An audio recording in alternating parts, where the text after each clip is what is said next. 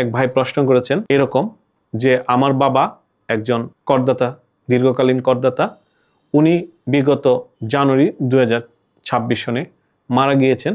এখন আমাদের আয়কর বিভাগের সঙ্গে কি করণীয় এবং বাবার জন্য আমাদের কর্তব্য কী? সেক্ষেত্রে আয়কর আইনে খুব সুন্দর সমাধান আছে।